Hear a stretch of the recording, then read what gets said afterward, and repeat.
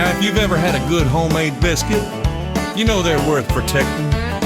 But nobody told Earl's old hound that Betty woke before the sunrise, mixed the flour just right by hand, a little butter, fresh buttermilk, best biscuits in the land. The smell rolled out across the porch. You could almost taste the air.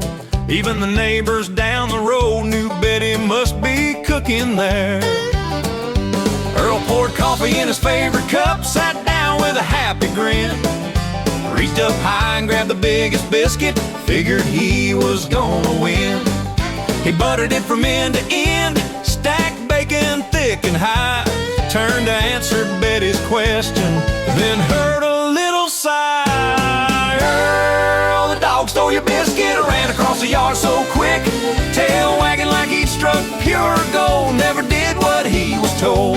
Earl just stood there, mouth wide open, couldn't even make a sound. That sneaky little country hound was the happiest dog around.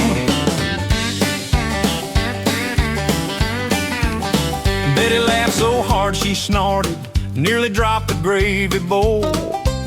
She pointed toward the old oak tree where that rascal stole the show. There he sat with biscuit crumbs all across his little face, looking proud as any king, like he just won first place. Earl hollered, "Bring it back!" The dog just wagged his tail, then took another giant bite like he knew Earl would fail. The chickens gathered all around, hoping they'd get just a taste, but that hound wasn't sharing nothing, not a single crumb to waste. Earl, the dog stole your biscuit, fastest thief this side of town.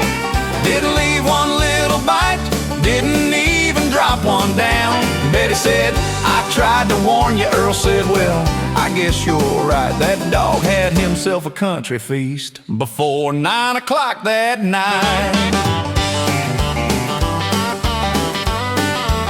Well, Earl came up with a clever plan. "I'll fool him tomorrow," he said.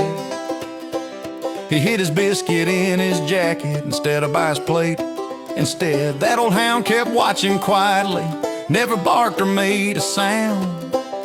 But somehow when Earl stood up, that biscuit hit the ground. Before Earl could even blink an eye, the biscuit disappeared. The dog took off like lightning while Betty laughed and cheered. Earl just tipped his old cap back, smiled despite defeat. Guess around this little farm, that dog just can't be beat.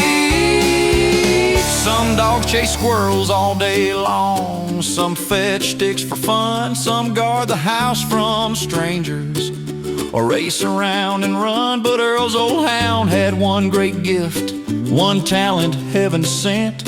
He could find a homemade biscuit no matter where it went. Earl, the dog stole your biscuit, guess it's just the way life goes.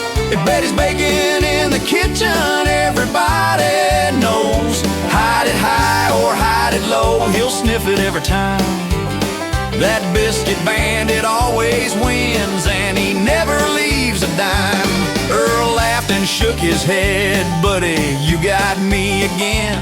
Betty smiled and scratched that hound.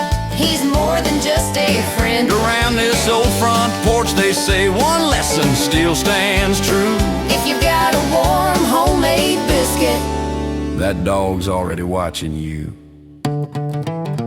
Betty looked at Earl and smiled. "You gonna make another biscuit?" Earl sighed. "I reckon I'd better make two."